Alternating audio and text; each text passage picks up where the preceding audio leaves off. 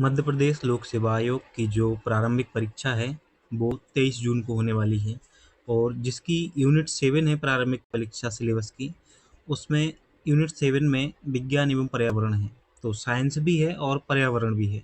इस टॉपिक में ये टॉपिक है 11वां टॉपिक। इसके बाद 2 टॉपिक और शेष रहेंगे। उसके साथ ही यूनिट 7 जो है वो कंप्लीट हो जाएगी। इसके अलावा कहीं से भी यूनिट 7 को आपको नहीं पढ़ना है। ये बेस्ट कंटेंट है। इसके अलावा कहीं से भी मेहनत करने की ज़रूरत नहीं है। आपको क्या करना होगा, इसका रिवीजन करते रहना है बीच बीच में, है ना। रिवीजन नहीं करोगे तो रिवीजन के बिना तो देखो, हमें ऐसा लगता है कि 5 लाख लोग इसमें परीक्षा में बैठेंगे, है ना। इसके आसपास 5 लाख के आसपास परीक्षा में लोग बैठते हैं। तो आप सोच रहे हो कि सिर्फ आप ही महारथी हो, तो आपकी भूल है। कई बच्चे ऐसे हैं दिन रात रिवीजन करते हैं। तो रिवीजन करना बहुत महत्वपूर्ण होता है। जो रिवीजन करता है उसका बिना डाउट सिलेक्शन होता है, बिल्कुल, है ना। ये वो क्वालिफाई कर लेते हैं प्रीलिम्स को। अब परीक्षा में बैठ के कन्फ्यूजन रहेगा कि इसका ऑप्शन ये सही है या इसका ऑप्शन बी सही है, तो फिर तो दिक्कत होगी ही ना। एक दो नंबर से जो लड़के रह जाते हैं ना, वो एक आध कन्फ्यूजन की वजह से हो जाता है। पर्यावरणीय कारक एवं जैव विविधता वाले टॉपिक को हमें समझना है। उससे पहले अभी तक अगर आपने वीडियो को लाइक नहीं किया है तो वीडियो को लाइक कर दीजिए। देखो, कोई भी सीरीज चलाते हैं ना जैसे, तो उसको कंप्लीट कराने का मन तभी होता है ना जब उस पर अच्छे व्यूज़ आएँ और अच्छे जो है बेहतरीन कंटेंट हो। तो कंटेंट तो हम बेहतरीन दे ही रहे हैं आपको। अच्छे व्यूज़ आएँ, अच्छे लाइक्स आएँ, है ना, अच्छे शेयर्स आएँ, तब मन होता है कि हाँ, उस सीरीज़ को कंप्लीट कराया जाए। अगर किसी सीरीज़ पे लाइक शेयर व्यूज़ ही नहीं आएँगे तो क्या करेंगे ऐसी सीरीज़ को चला के, है ना। तो ज़रूरी होता है कि आप हमारा सपोर्ट करें, हम आपका सपोर्ट करें, आप हमारा सपोर्ट करें। ऐसे ही चीज़ें चलती हैं। तो निश्चित रूप से आप लोग करेंगे, है ना। एक बार फिर स्वागत है आप सभी का। जो भी नए विद्यार्थी जुड़े हैं उनसे अनुरोध है कि चैनल को सब्सक्राइब कर लें और अपने दोस्तों में शेयर करें। देखो, पर्यावरणीय कारक एवं जैव विविधता को पढ़ना है। इस टॉपिक को हम 2 भागों में बाँट के देखेंगे। पहला तो पर्यावरण के कारक पढ़ेंगे और फिर दूसरा जैव विविधता वाला टॉपिक पढ़ेंगे। पृथ्वी पर जो पाए जाने वाले भूमि, जल, वायु, पेड़-पौधे एवं जीव-जंतुओं का समूह है, जो चारों ओर समूह है, सामूहिक रूप से इसे ही पर्यावरण कहा जाता है। ये तो नॉर्मल परिभाषा है, लगभग सभी जानते हैं। और कक्षा 4 से आप पर्यावरण को पढ़ते आ रहे हो, है ना। कक्षा चौथी से पर्यावरण शामिल हो जाती है। तो चौथी, पाँचवीं, है ना, यानी कि 4th स्टैंडर्ड से आप पढ़ते आ रहे हो और हर क्लास में पढ़ना होता है। ये परिभाषा लगभग सभी में मिलती है। पर्यावरण की ये अजैविक और जैविक संघटक आपस में अंतःक्रिया भी करते हैं। पर्यावरण संरक्षण अधिनियम 1986, तो पहला तो यही याद रखना है कि पर्यावरण संरक्षण अधिनियम जो है वो 1986 का है। इसके अनुसार जो परिभाषा है उसमें कहा गया है कि पर्यावरण किसी जीव के चारों तरफ घिरे भौतिक एवं जैविक दशाएं और उसके साथ अंतःक्रिया को सम्मिलित किया जाता है। ये पर्यावरण संरक्षण अधिनियम 1986 के अनुसार है। अब हम इन्वायरमेंटल फैक्टर्स पर आते हैं, कारक पर आते हैं।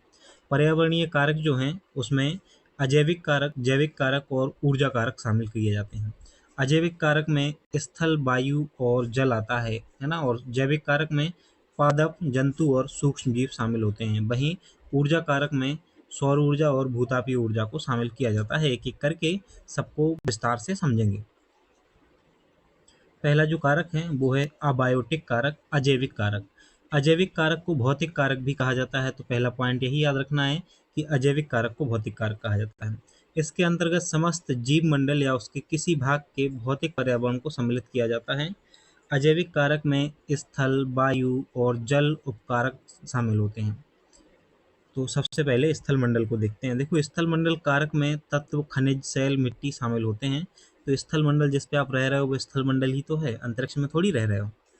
स्थल मंडल को 3 भागों में बांटा गया है। लघु स्तरीय स्थल रूप, जैसे गार्ज हो गए, है ना, कैनियन हो गए, सर्क हो गए, कंदराएं हो गई, जल प्रताप, डेल्टा, सागरीय पुलिन आदि इसमें शामिल होते हैं। किसमें? लघु स्तरीय स्थल रूपों में। ये लघु स्तरीय है, छोटा है ना।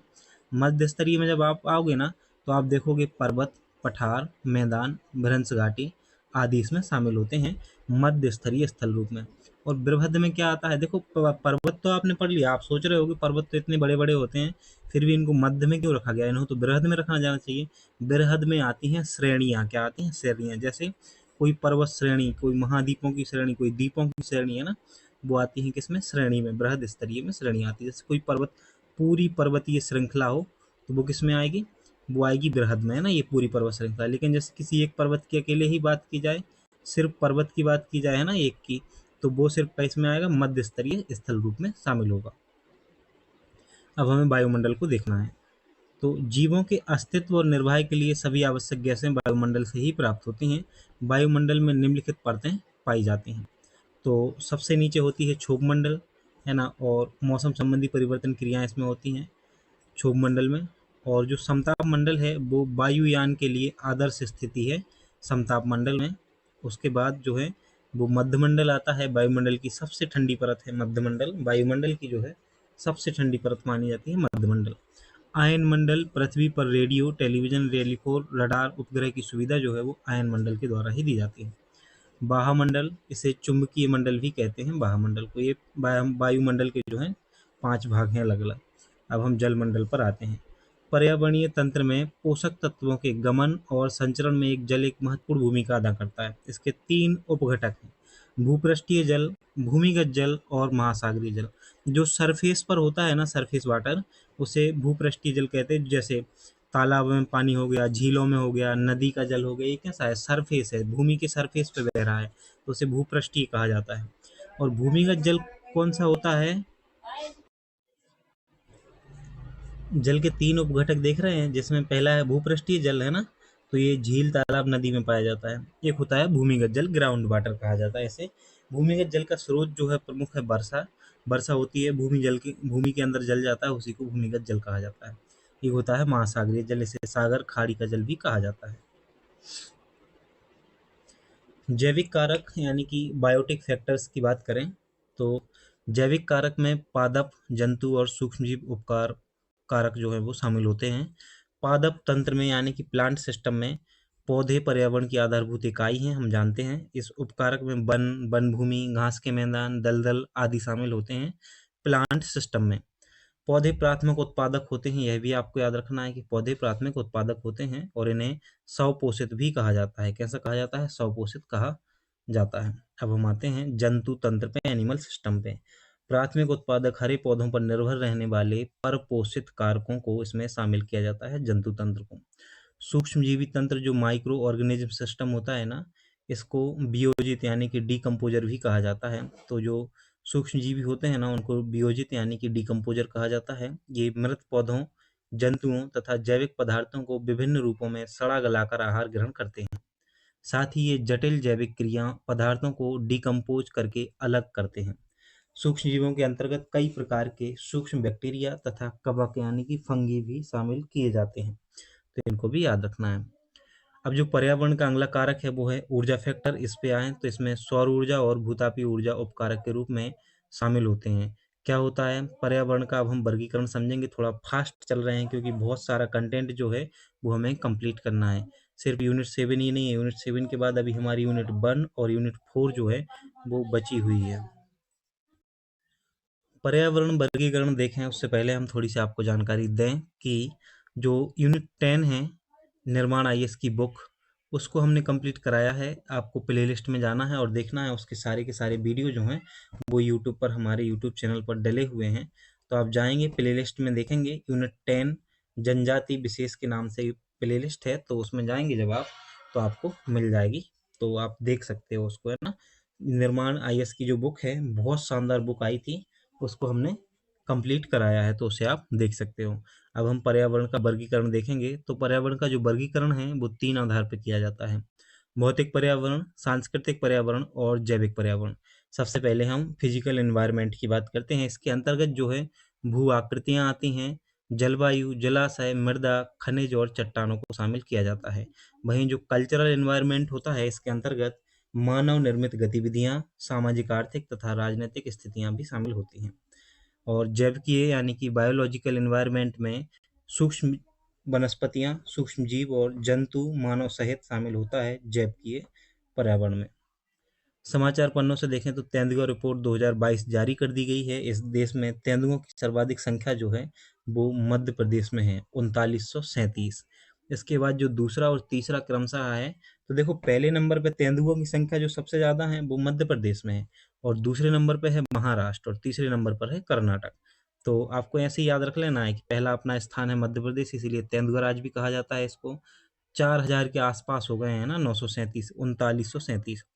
और दूसरे नंबर पर है महाराष्ट्र और तीसरे नंबर पर है कर्नाटक। बहुत दूर दूर हैं ये लोग, तो अपना क्या मुकाबला करेंगे। मध्य प्रदेश को तेंदुआ राज भी कहा जाता है। दूसरी खबर ये भी है समाचार पन्नों से कि ब्लैक टाइगर का संरक्षण, मेलानिस्टिक बाघ का संरक्षण उड़ीसा के सिमलीपाल टाइगर रिजर्व में किया जा रहा है। अखिल भारतीय बाघ अनुमान के 2022 चक्र के अनुसार सिमलीपाल टाइगर रिजर्व में मेलानिस्टिक बाघ की संख्या 10 है। इसे ब्लैक टाइगर कहा जाता है। तो इतना याद रखना है। साथ ही ये भी याद रख लेना कि सिमलीपाल टाइगर रिजर्व कहाँ पर है, उड़ीसा में है। जिनको नहीं था पता उनके लिए है ये। अब हमें देखना है पर्यावरण एवं जैव विविधता को। तो पहले हम पर्यावरण से संबंधित जो प्रोजेक्ट या परियोजनाएं चलाई जा रही हैं उनको देखेंगे, फिर जैव विविधता वाले टॉपिक को अलग से समझेंगे। तो अभी तो हम प्रोजेक्ट टाइगर पर आते हैं सबसे पहले। और ये दिख रहा है, इनको चाहिए है फुल इज्जत। तो ये टाइगर और प्रोजेक्ट टाइगर की बात करें तो ये जो बाघ परियोजना है, बाघों के संरक्षण के लिए बाघ परियोजना का प्रारंभ 1973 में किया गया था। कब किया गया था? 1973 में इसका प्रारंभ किया गया था। बाघ परियोजना की शुरुआत जो की गई है, आपको राष्ट्रीय उद्यान भी याद रखना है, जिम कॉर्बेट राष्ट्रीय उद्यान, जो कि उत्तराखंड में है। और इसका श्रेय जाता है, इस परियोजना को श्रेय शुरू करने का श्रेय जो जाता है वो कैलाश सांखला को जाता है। इनको टाइगर प्रोजेक्ट के जनक के रूप में भी जाना जाता है। 1973 में टाइगर को राष्ट्रीय पशु भी घोषित किया गया था। तो ये तो 3-4 चीजें हो गई। जो नागार्जुन टाइगर रिजर्व है, भारत का सबसे बड़ा टाइगर रिजर्व है। कौन सा? Nagarjun tiger reserve. तो पूछा जाए भारत का सबसे बड़ा टाइगर रिजर्व कौन सा है, तो नागार्जुन टाइगर रिजर्व है। कहाँ पर है? आंध्र प्रदेश में। वर्तमान में टाइगर रिजर्व की संख्या कितनी है, तो 55 है वर्तमान में टाइगर रिजर्व की संख्या। भारत में सर्वाधिक टाइगर रिजर्व मध्य प्रदेश में 7 हैं। तो वर्तमान में टाइगर रिजर्व की संख्या भारत में 55 है। 10 मार्च 2024 के आंकड़े हैं ये, है ना। और भारत में सर्वाधिक टाइगर रिजर्व जो है वो मध्य प्रदेश में है। नामदफा टाइगर रिजर्व जो अरुणाचल प्रदेश में है, नामदफा टाइगर रिजर्व, ये सबसे ऊंचे स्थान पर स्थित टाइगर रिजर्व है, नामदफा टाइगर रिजर्व। बाघ रिपोर्ट 2022 के अनुसार भारत में टाइगर मिनिमम पॉपुलेशन बराबर है 3167। वहीं बाघ रिपोर्ट 2022 के अनुसार भारत में टाइगर पॉपुलेशन एस्टीमेट जो है वो 3682 है। मध्य प्रदेश को टाइगर स्टेट के नाम से भी जाना जाता है। तो देखो कितने नाम है, अभी तेंदुआ स्टेट पड़ा था और ये टाइगर स्टेट है। तो देखो बाघ परियोजना में क्या क्या याद रखना है, शॉर्ट में समझ लो।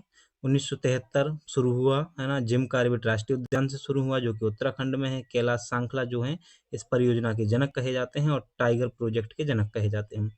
टाइगर को राष्ट्रीय पशु घोषित किया गया था 1973 में। नागार्जुन टाइगर रिजर्व को याद रखना है जो कि आंध्र प्रदेश में है और भारत का सबसे बड़ा टाइगर रिजर्व है। साथ ही यह भी याद रखना है कि मध्य प्रदेश में 7 टाइगर रिजर्व हैं जो सबसे ज्यादा हैं। नामदफा जो है सबसे अधिक ऊंचाई पर स्थित टाइगर रिजर्व है। इतनी चीजें तो आपको याद होनी ही चाहिए। अब हम आते हैं प्रोजेक्ट एलिफेंट पे। जिसे भारत का विरासत पशु कहा जाता है। किसको? प्रोजेक्ट एलिफेंट जो है, एलिफेंट जो होता है ना हाथी, उसको भारत का विरासत पशु कहा जाता है। ये जो परियोजना है ये 1992 में शुरू की गई है। कब की गई? 1992 में शुरू की गई और भारत में कुल 33 एलिफेंट रिजर्व हैं। हाथी परियोजना भारत के 16 राज्यों में संचालित की जा रही है। कितने? 16 राज्यों में। तो जो हाथी परियोजना है 1992 में शुरू हुई है, भारत का राष्ट्रीय विरासत पशु है। कुल 33 एलिफेंट रिजर्व हैं भारत में। और भारत का जो प्रथम एलिफेंट सह-भूमि है, एलिफेंट रिजर्व, झारखंड को बनाया गया था। भारत के अन्य प्रमुख एलिफेंट रिजर्व देखें तो पेरियार केरल में, अन्नामलाई तमिलनाडु, शिवालिक उत्तराखंड, बादलखोल छत्तीसगढ़, खासी हिल्स मेघालय, मयूरभंज उड़ीसा, सोनितपुर असम और इटांकी नागालैंड में है। वर्ष 2010 में भारत का विरासत पशु हाथी को घोषित किया गया है। कब? 2010 में। और 1973 में टाइगर को राष्ट्रीय पशु घोषित किया गया था। हाथी दांत की तस्करी को रोकने के लिए हाथी मेरे साथी योजना वर्ष 2011 में प्रारंभ की गई। साथ ही एक मूवी आई थी हाथी मेरे साथी, वो किस एक्टर की मूवी है कमेंट करके जरूर बताइए जिसने भी देखी हो, है ना। और 2018 में मथुरा के चुरमुरा गांव में भारत का पहला हाथी अस्पताल खोला गया है। कहाँ पर? 2018 में मथुरा के चुरमुरा गांव में भारत का पहला हाथी अस्पताल खोला गया है। हरियाणा के यमुनानगर में देश का पहला हाथी पुनर्वास केंद्र बनाया गया है। अन्य स्रोतों के अनुसार भारत का पहला हाथी पुनर्वास केंद्र जो है वो केरल के कोट्टूर में स्थापित किया गया है। राजस्थान के आमेर में भारत का पहला एलिफेंट विलेज का निर्माण किया जा रहा है। तो एलिफेंट विलेज पूछा जाए तो राजस्थान की आमेर, और पहला हाथी पुनर्वास केंद्र पूछा जाए तो केरल का कोट्टूर। 2022 में अगस्त मलाई एलिफेंट रिजर्व जो कि तमिलनाडु में है, तो अगस्त मलाई एलिफेंट रिजर्व पूछा जाए तमिलनाडु में, और लेमरू एलिफेंट रिजर्व जो है छत्तीसगढ़ को बनाया गया है 2022 में। अब हम आते हैं गैंडा परियोजना पर। यह है गैंडा जो है वो असम का राजकीय पशु है गैंडा। ये जो परियोजना है गैंडा परियोजना 1987 में प्रारंभ हुई है। कब? 1987 में प्रारंभ हुई है गैंडा परियोजना।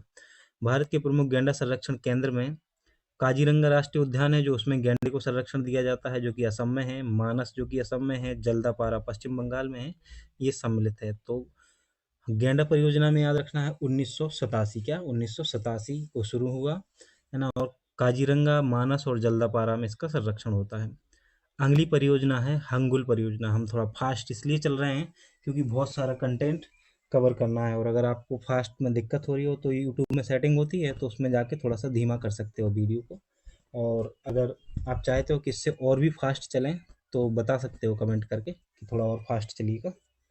तो इस वीडियो में तो नहीं, क्योंकि वीडियो अपलोड किया जाता है, रिकॉर्डेड वीडियो है ना। तो नेक्स्ट वीडियो से ज़रूर थोड़ा जल्दी जल्दी करेंगे कोशिश कि जल्दी से सिलेबस जो है वो कंप्लीट हो जाए। तो क्या है कि एग्ज़ाम बहुत नज़दीक है, बहुत ज़्यादा। 23 तारीख को एग्ज़ाम है और हम बहुत नज़दीक पहुंच चुके हैं एग्ज़ाम के। तो जल्दी जल्दी चीज़ें जितनी भी बची हैं कंप्लीट करनी है। अब बहुत सारे वीडियो आएंगे, है ना, मैराथन वीडियो भी आएंगे रिवीजन के लिए, तो तैयार रहना है। मैराथन वीडियो भी देखना है सभी को, और उनसे रिवीजन भी करना है ना। तो रिवीजन जरूर करना है, रिवीजन बहुत महत्वपूर्ण होता है। हंगुल परियोजना जो है, इस योजना का प्रारंभ 1970 में किया गया है। हंगुल परियोजना का प्रारंभ जो है वो 1970 में किया गया है। हंगुल यूरोपियन प्रजाति का हिरण है। किस प्रजाति का है? यूरोपियन प्रजाति का हिरण है हंगुल, और यह जम्मू कश्मीर का राजकीय पशु है हंगुल। हंगुल का संरक्षण दाचीगाम राष्ट्रीय उद्यान में किया जाता है। कहाँ पर किया जाता है? दाचीगाम राष्ट्रीय उद्यान में। इसे कश्मीरी स्टैग के नाम से भी जाना जाता है हंगुल को। अगला है कस्तूरी मृग परियोजना। इस परियोजना को प्रारंभ किया गया था 1970 में, और जो हंगुल है उसको प्रारंभ किया गया है 1970 में, और जो कस्तूरी मृग है उसको भी प्रारंभ किया गया है 1970 में। उत्तराखंड के केदारनाथ अभ्यारण्य से इसकी शुरुआत की गई थी। कस्तूरी केवल नर मृग में ही पाई जाती है। किसमें? नर मृग में ही पाई जाती है कस्तूरी। शिकारी देवी अभ्यारण्य हिमाचल प्रदेश में है जो, वह बद्रीनाथ उत्तराखंड में भी इनका संरक्षण किया जा रहा है। तो अगर पूछा जाए शिकारी देवी अभ्यारण्य कहाँ पर है, तो ये हिमाचल प्रदेश में है। अगली परियोजना है थामिन परियोजना। उससे पहले हम थोड़ा सा रिवीजन कर लेते हैं कि हमने क्या क्या पढ़ लिया है। तो अभी तक जो कुछ पढ़ लिया है उसका एक बार रिवीजन करें, जल्दी फटाफट बिल्कुल रिवीजन करते जाना है, साथ साथ कमेंट भी करते जाना है ना। तो हमने पर्यावरणीय कारक से शुरू किया था। हमने देखा अजैविक, जैविक और ऊर्जा कारक। इसके बाद हमने अलग अलग भागों में इनको बांट के देखा। फिर हम जब आगे बढ़े तो हमने देखा समाचार पन्नों से तेंदुआ रिपोर्ट 2022। सर्वाधिक तेंदुआ मध्य प्रदेश में है, दूसरे नंबर पर महाराष्ट्र है, और तीसरे नंबर पर कर्नाटक है। और ब्लैक टाइगर के बारे में भी जाना था हमने, जाना था सिमलीपाल राष्ट्रीय उद्यान जो है वहाँ पर इसका संरक्षण किया जा रहा है। फिर हम आगे बढ़े तो हमने प्रोजेक्ट टाइगर के बारे में जाना। इसकी शुरुआत 1973 में हुई थी। आप बस सुनते जाइएगा, आपको सारी चीज़ें याद हो जाएंगी रिवीजन करने से। जिम कॉर्बेट राष्ट्रीय उद्यान उत्तराखंड से इसकी शुरुआत हुई थी, और कैलाश सांखला जो है उनको इसका जनक माना जाता है। 1973 में ही टाइगर को राष्ट्रीय पशु घोषित किया गया था। नागार्जुन टाइगर रिजर्व आंध्र प्रदेश में है, और यह भारत का सबसे बड़ा टाइगर रिजर्व भी है। भारत में सर्वाधिक टाइगर रिजर्व मध्य प्रदेश में है ना। और इसके बाद फिर हम आगे बढ़े तो हमने प्रोजेक्ट एलिफेंट की बात की, जो कि 1992 में शुरू हुआ था, है ना, सैमभूमि एलिफेंट रिजर्व से। इसके बाद फिर हम आगे बढ़े तो हमने देखा कि एक परियोजना भी चलाई गई थी, एक कार्यक्रम हाथी मेरे साथी। किस लिए? हाथी की दांत की तस्करी को रोकने के लिए। हाथी को विरासत पशु भी घोषित किया गया है 2010 में। उसके बाद जब हम आगे बढ़े तो हमने गैंडा परियोजना के बारे में देखा। 1987 में इसका प्रारंभ हुई है। गैंडा परियोजना जो है 1987 में प्रारंभ हुई है, और इसके प्रमुख केंद्र कहाँ पर हैं? काजीरंगा, मानस और असम जो है वो, असम, जल्दापारा पश्चिम बंगाल, ये इसके संरक्षण के प्रमुख केंद्र हैं गैंडा के। फिर हम हंगुल परियोजना पर आए, जो कि 1970 में प्रारंभ हुई है। जम्मू कश्मीर का ये राजकीय पशु भी है हंगुल, और दचीगाम राष्ट्रीय उद्यान में इसका संरक्षण किया जा रहा है। इसे कश्मीरी टैग के नाम से भी जाना जाता है। कस्तूरी मृग के बारे में हमने जाना, है ना। हमने जाना कि 1970 में यह परियोजना शुरू हुई थी। कस्तूरी जो है वो केवल नर मृग में ही पाई जाती है, और शिकारी देवी अभ्यारण्य और उत्तराखंड के केदारनाथ अभयारण्य में भी इसका संरक्षण किया जा रहा है। अब हमें आगे बढ़ना है और देखना है आगे की परियोजनाओं को। तो हम समझते हैं सबसे पहले थामिन परियोजनाओं के बारे में। ये मणिपुर का राष्ट्रीय राजकीय पशु है। क्या है? मणिपुर का राजकीय पशु है थामिन परियोजना। थामिन है ना। इस योजना का प्रारंभ 1977 में हुआ है। तो जो थामिन परियोजना है इसका प्रारंभ 1977 में हुआ है। थामिन थामिन हिरण की प्रजाति है जिसे डांसिंग डियर के नाम से जाना जाता है। ये बहुत महत्वपूर्ण नाम है, डांसिंग डियर के नाम से जाना जाता है। आगे जो उद्यान आ रहा है वो और भी ज़्यादा महत्वपूर्ण है। डांसिंग डियर का संरक्षण कहाँ किया जाता है? सीधे क्वेश्चन आता है तो केबुल लामजाओ राष्ट्रीय उद्यान आपको याद रखना है, जो कि मणिपुर में है। केबुल लामजाओ राष्ट्रीय उद्यान मणिपुर में है। और जो थामिन है इसको हिरण की प्रजाति है और डांसिंग डियर से कहा जाता है। सीधे क्वेश्चन आता है कि डांसिंग डियर जो है वो कहाँ पाया जाता है? तो केबुल लामजाओ राष्ट्रीय उद्यान मणिपुर में ये पाया जाता है। इसे डांसिंग डियर भी कहते हैं। अब हम आते हैं कछुआ परियोजना पर। ये 1975 में भितरकणिका राष्ट्रीय उद्यान, जो भितरकणिका है ये उड़ीसा में है और इसमें 1975 में कछुआ परियोजना का प्रारंभ किया गया है। उड़ीसा का जो गहरमाथा द्वीप व नंदनकानन राष्ट्रीय उद्यान में भी कछुओं का संरक्षण किया जाता है। और उड़ीसा में दक्षिण अमेरिकी कछुए की प्रजाति ओलिव रिडले का संरक्षण भी किया जा रहा है। ये दक्षिण अमेरिका की है, जो कि मौसम बदलने के कारण यहाँ आते हैं रहने के लिए, कुछ समय प्रजनन करने के लिए आते हैं उड़ीसा के सिमलीपाल और गहीरमाथा में, और उसके बाद फिर वापस चले जाते हैं। उनका भी संरक्षण किया जाता है। आप क्या करें, जो एनडीटीवी है उसकी एक सीरीज डली हुई है, ये वन विहार राष्ट्रीय उद्यान जो भी हैं जितने भी इनसे संबंधित, तो आप सर्च करना उस पर कि भितरकणिका अभ्यारण्य बाय एनडीटीवी सर्च करना, तो आपको बहुत अच्छे तरीके से उसमें पूरी बिल्कुल समझाया जाएगा एक एक चीज़ को। वो यात्रा करते हैं 10 से 12 मिनट का एक एक अभ्यारण्य का वीडियो होता है। तो अभ्यारण्य के बारे में सारी महत्वपूर्ण चीज़ें आपको जानने को मिलेंगी। उससे साथ ही साथ आपको पर्यावरण और जैव विविधता के बारे में भी बहुत कुछ समझ बनेगी आपकी। घड़ियाल मगरमच्छ परियोजना की बात करें तो इस परियोजना का प्रारंभ जो है 1975 में हुआ। कहाँ पर? भितरकणिका राष्ट्रीय उद्यान में इसका भी परीक्षण उड़ीसा में शुरू किया गया। देखो, कछुआ परियोजना 1975 में शुरू हुई। कहाँ से? भितरकणिका से। और जो हरे घड़ियाल हैं ये भी भितरकणिका राष्ट्रीय उद्यान से ही शुरू की गए। कब? 1975 में ही।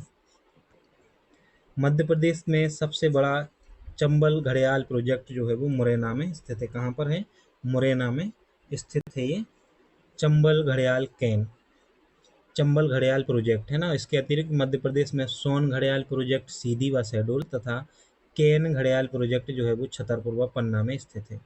भारत में अन्य घड़ियाल केंद्र में गुंडी घड़ियाल केंद्र तमिलनाडु व नंदनकानन राष्ट्रीय उद्यान उड़ीसा में स्थित है।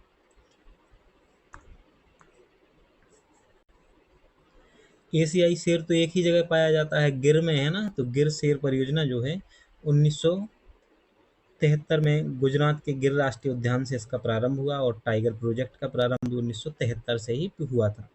टाइगर के राष्ट्रीय पशु बनने के पहले एशियाई शेर भारत का राष्ट्रीय पशु हुआ करता था।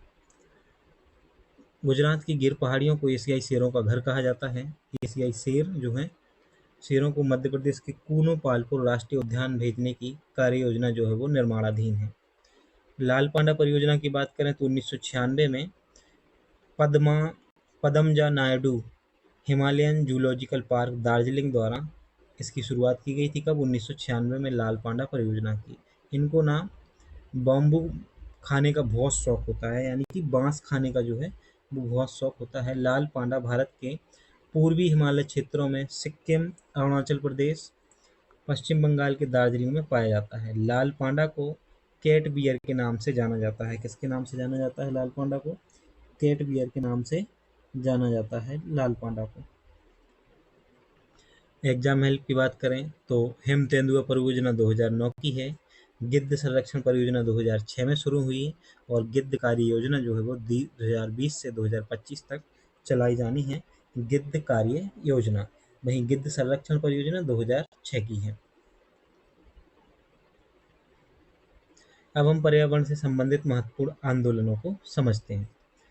तो पहला महत्वपूर्ण जो आंदोलन है वो है बिश्नोई आंदोलन। कौन सा है? बिश्नोई आंदोलन। ये वर्ष 1970, माफ कीजिएगा, 1730 में हुआ था बिश्नोई आंदोलन। स्थान कौन सा था? स्थान था खिजड़ी गांव, जोधपुर, राजस्थान में। ये राजस्थान से संबंधित है बिश्नोई आंदोलन। नेतृत्वकर्ता थी अमृता देवी। कारण क्या था? जो 1730 में जोधपुर के महाराजा थे अजय सिंह, इनको बनवाना था भैया एक महल। और इन्होंने क्या किया, इसको बनाने के लिए योजना बनाई कि लकड़ी चाहिए, और लकड़ी के लिए बिश्नोई समाज का जो गांव था खिजड़ी गांव, उसका चयन किया कि जहां वहां की जो लकड़ी है वहां को लाया जाए। तो अमृता देवी ने राजा के इस फैसले का विरोध किया, और उन्होंने कैसे विरोध जताया? पेड़ों से लिपट कर उन्होंने अपना बलिदान दे दिया। आगे चलकर इस आंदोलन ने भारत के लोगों को चिपको आंदोलन के लिए क्या किया? प्रेरित किया। तो पहले हुआ है बिश्नोई आंदोलन कब? 1730 में। जो जोधपुर के महाराजा थे अजय सिंह, उनकी क्रूरता देखो कि उन्होंने पूरा का पूरा जो जंगल है उसको मिटाने की कोशिश की अपने लिए। और हम लोग क्या कर रहे हैं आज? वही तो हम लोग कर रहे हैं कि जंगलों को नष्ट करते जा रहे हैं। तो उतना ही पाप आपको भी लग रहा है आज, है ना? जो आप ये बुकें भरने में लगे हो, इनको व्यर्थ जाने देते हो, कागज रद्दी ये सब, ये जंगल के इन्हीं से तो बन रही है, लकड़ियों ही से तो बन रही है यार।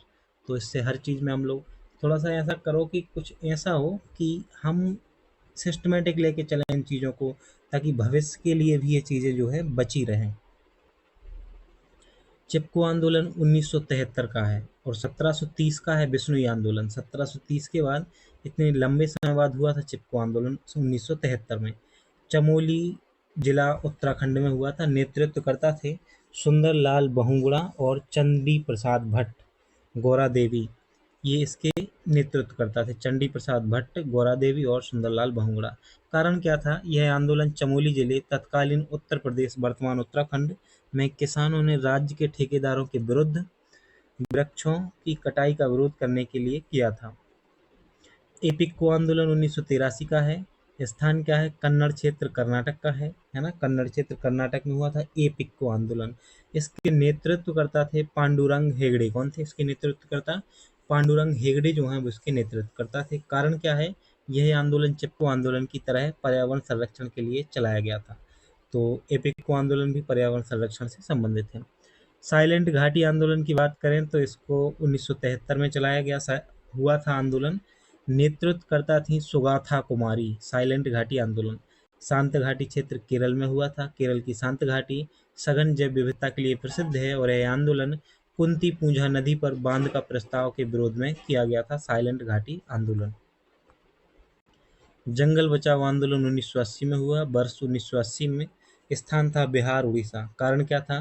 प्राकृतिक साल वन को वाणिज्यिक सागौन वृक्षारोपण के साथ बदलने की योजना के विरोध में जंगल बचाओ आंदोलन 1980 में बिहार और उड़ीसा में किया गया था। नर्मदा बचाओ आंदोलन 1985 का है। स्थान था हरसूद, जिला खंडवा, मध्य प्रदेश। नेतृत्वकर्ता थी मेधा पाटकर और बाबा आमटे। कारण था हाइड्रोजन बिजली के उत्पादन के लिए नर्मदा पर बांधों के निर्माण के विरोध में इसको चलाया गया था नर्मदा बचाओ आंदोलन। किसने किया था नेतृत्व? मेधा पाटकर और बाबा आमटे का नाम याद रखना है। अब पर्यावरण से संबंधित कुछ महत्वपूर्ण दिवस को भी देख लेते हैं, तो इनको भी ध्यान से समझना है। तो क्या करेंगे, अलग से नहीं पढ़ना पड़ेगा आपको, कहीं कहीं मिलती जाती चीज़ें, है ना? अच्छी बात है ये तो। राष्ट्रीय पर्यटन दिवस जो है वो 25 जनवरी याद रखनी है। राष्ट्रीय पर्यटन दिवस बहुत ही महत्वपूर्ण है। विश्व आर्द्रभूमि दिवस 2 फरवरी। विश्व आर्द्रभूमि दिवस 2 फरवरी। राष्ट्रीय विज्ञान दिवस 28 फरवरी। ध्यान से समझते जाना, अभी वीडियो में पूछूंगा आगे, है ना? राष्ट्रीय विज्ञान दिवस 28 फरवरी की डेट याद रखनी है। विश्व वन्यजीव दिवस 3 मार्च। विश्व वन्यजीव दिवस 3 मार्च, है ना? विश्व वानिकी दिवस 21 मार्च। विश्व जल संरक्षण दिवस जो है वो 22 मार्च विशेष रूप से याद रखना है। विश्व मौसम विज्ञान दिवस जो है वो 23 मार्च को होता है, मौसम विज्ञान दिवस। वर्ल्ड मौसम विज्ञान दिवस, है ना? विश्व स्वास्थ्य दिवस विशेष रूप से याद रखना है इसको। विश्व स्वास्थ्य दिवस को आपको विशेष रूप से याद रखना है 7 अप्रैल की तारीख। और जल संसाधन दिवस मनाया जाता है 10 अप्रैल को। पृथ्वी दिवस जो है ये 22 अप्रैल को मनाया जाता है। कब? पृथ्वी दिवस जो है 22 अप्रैल को याद रखना है। प्रवासी विश्व प्रवासी पक्षी दिवस 8 मई को, और विश्व जैव विविधता दिवस जो है वो 22 मई को मनाया जाता है। विश्व जैव विविधता दिवस। विश्व पर्यावरण दिवस 5 जून को, यह भी याद रखना है। विश्व महासागर दिवस 8 जून को, और विश्व जनसंख्या दिवस 11 जुलाई को मनाया जाता है। विशेष रूप से याद रखना है, विश्व जनसंख्या दिवस 11 जुलाई। विश्व प्रकृति संरक्षण दिवस जो है वो 28 जुलाई को है। विश्व बाघ दिवस 29 जुलाई है ना, तो ये बाघ दिवस 29 जुलाई को मनाया जाता है ना, यह भी याद रखना है। विश्व जैव ईंधन दिवस 10 अगस्त और विश्व हाथी दिवस 12 अगस्त की तारीख आपको याद रखनी है। तो एक बार दोहरा लेते हैं दोबारा से ताकि याद हो जाए, महत्वपूर्ण सिर्फ है ना। तो देखो, विश्व आर्द्रभूमि दिवस आपको 2 फरवरी याद रखना है। राष्ट्रीय विज्ञान दिवस 28 फरवरी याद रखना है ना। इसके बाद विश्व जल संरक्षण दिवस 22 मार्च याद रखना है, और विश्व मौसम विज्ञान दिवस 23 मार्च भी याद रखना है। विश्व स्वास्थ्य दिवस 7 अप्रैल याद रखना है। पृथ्वी दिवस 22 अप्रैल याद रखना है ना। इसके बाद विश्व जैव विविधता दिवस 22 मई याद रखना है आपको। पर्यावरण दिवस भी याद रखना है 5 जून को। विश्व जनसंख्या दिवस 11 जुलाई को याद रखना है, और 29 जुलाई की जो तारीख है वही भी याद रखनी है। क्यों? क्योंकि बाघ दिवस पड़ता है उस दिन। अभी तो कुछ और हैं, हाँ बहुत ही महत्वपूर्ण बचे हैं अभी तो, है ना, थोड़े से देखेंगे। वर्ल्ड ओजोन डे जो है ना वो 16 सितंबर है। वर्ल्ड ओजोन डे 16 सितंबर को मनाया जाता है। इसके बाद जो वन्य जीव सप्ताह है वो 2 से 8 अक्टूबर को मनाया जाता है। राष्ट्रीय डॉल्फिन दिवस जो है वो 5 अक्टूबर को मनाया जाता है, और विश्व आपदा नियंत्रण दिवस जो है वो 13 अक्टूबर को मनाया जाता है। विश्व खाद्य दिवस 16 अक्टूबर। संयुक्त राष्ट्र दिवस याद रखना है आपको, विशेष रूप से 24 अक्टूबर संयुक्त राष्ट्र दिवस को याद रखना है। राष्ट्रीय पक्षी दिवस जो है वो 12 नवंबर को याद रखना है, राष्ट्रीय पक्षी दिवस। विश्व पर्यावरण संरक्षण 26 नवंबर। अच्छा, 26 नवंबर को विश्व पर्यावरण दिवस मनाया जाता है ना। चलो कमेंट करके ये बताओ कि संविधान दिवस कब मनाया जाता है। भारत का जो संविधान दिवस है वो किस तारीख को मनाया जाता है। एक और महत्वपूर्ण पॉइंट ये याद रखना है आपको, मानवाधिकार दिवस। कौन सा मानवाधिकार दिवस? 10 दिसंबर को। और राष्ट्रीय ऊर्जा संरक्षण दिवस जो है वो 14 दिसंबर को मनाया जाता है। 22 तारीख को जो कुछ महत्वपूर्ण दिवस पड़ते हैं उनमें देखेंगे आप, तो जल दिवस 22 मार्च। उसके बाद मार्च के बाद आता है अप्रैल, तो पृथ्वी दिवस। फिर मनाते हैं हम जैव विविधता दिवस 22 मई को, है ना। फिर जून में मनाते हैं हम विश्व ऊँट दिवस। 22 सितंबर को राइनो दिवस मनाते हैं, और 22 दिसंबर को राष्ट्रीय गणित दिवस को हम मनाते हैं। बंगारी मथाई की बात करेंगे। पर्यावरण से संबंधित जो व्यक्तित्व तो है ना उनके बारे में जानेंगे अब हम। तो पहले हम बंगारी मथाई के बारे में जान लेते हैं। बंगारी मथाई जो हैं ये केन्या के निवासी थे। केन्या के निवासी थे जिन्होंने ग्रीन बेल्ट मूवमेंट चलाया था। कौन सा मूवमेंट चलाया था? बंगारी मथाई ने ग्रीन बेल्ट मूवमेंट चलाया था। 2004 में इन्हें नोबेल पुरस्कार भी दिया गया है बंगारी मथाई को। सलीम अली, इनका जन्म हुआ है महाराष्ट्र में। इन्हें वर्ल्ड मैन ऑफ इंडिया कहा जाता है। सलीम अली को वर्ल्ड मैन ऑफ इंडिया कहा जाता है। इनके नाम पर जम्मू कश्मीर में राष्ट्रीय उद्यान और गोवा में वन्यजीव अभ्यारण्य भी स्थापित किया गया है। तो सलीम अली के नाम पर जम्मू कश्मीर में राष्ट्रीय उद्यान है और गोवा में वन्यजीव अभ्यारण्य है। साथ ही इन्हें वर्ल्ड मैन ऑफ इंडिया कहा जाता है, और महाराष्ट्र में जो है इनका जन्म हुआ है। अगला नाम है वाटरमैन ऑफ इंडिया कहे जाने वाले राजेंद्र सिंह का। इन्होंने तरुण भारत संघ के माध्यम से राजस्थान में जल संरक्षण हेतु कार्य किया है। वाटरमैन ऑफ इंडिया कहा जाता है इनको। बहुत ही महत्वपूर्ण नाम है एम एस स्वामीनाथन। इनका निधन हो गया है 2023 में, है ना। और एम एस स्वामीनाथन अनुसंधान केंद्र जो है वो चेन्नई में है। हरित क्रांति के जनक कहे जाते हैं भारत में। अच्छा, विश्व में कौन कहा जाता है हरित क्रांति के जनक? ये आप कमेंट करके बताइएगा, है ना। नॉर्मन बोरलॉन्ग जो हैं इन्हें विश्व में हरित क्रांति का जनक कहा जाता है। जो क्वेश्चन पूछा वही आगे आ गया। यूएसए में जन्मे नॉर्मन बोरलॉन्ग का आधुनिक अनुसंधान केंद्र मैक्सिको में स्थित है। वहीं स्वामीनाथन अनुसंधान केंद्र चेन्नई में है। लतिका नाथ जो हैं ये टाइगर प्रिंसेस के नाम से जाने जाते हैं। लतिका नाथ टाइगर प्रिंसेस के नाम से जाने जाते हैं, और यह उपलब्धि इन्होंने वर्ष 2018 में हासिल की। ये भारत की प्रथम महिला वाइल्ड लाइफ बायोलॉजिस्ट हैं। लतिका नाथ ये महिला हैं, प्रिंसेस कहीं जाती हैं, टाइगर प्रिंसेस, है ना। और ये भारत की प्रथम महिला वाइल्ड लाइफ बायोलॉजिस्ट हैं। कैलाश सांखला की बात करें, राजस्थान में जन्मे कैलाश सांखला को टाइगर मैन व फादर ऑफ टाइगर प्रोजेक्ट के रूप में जाना जाता है। सुंदरलाल बहुगुणा वृक्ष मित्र के नाम से मशहूर हैं। सुंदरलाल बहुगुणा का जन्म उत्तराखंड के टेहरी के पास 9 जनवरी 1927 को हुआ था। 1973 में इन्होंने चिपको आंदोलन का नेतृत्व किया और 2021 में इनका निधन हो गया है सुंदरलाल बहुगुणा का। पांडुरंग हेगड़े 1983 में इनके द्वारा दक्षिण भारत में एपिक्को आंदोलन का नेतृत्व जो है वो पांडुरंग हेगड़े के द्वारा किया गया था। रविंद्र कुमार सिन्हा, बिहार में जन्मे Ravindra Kumar Sinha dolphin man of India के नाम से जाने जाते हैं। डॉल्फिन मैन ऑफ इंडिया के नाम से जाने जाते हैं रविंद्र कुमार सिन्हा। अनूप मिश्र की बात करें तो ये भवानी प्रसाद मिश्र के पुत्र हैं। इनका संबंध विशेष रूप से मध्य प्रदेश में पर्यावरण संरक्षण से माना जाता है।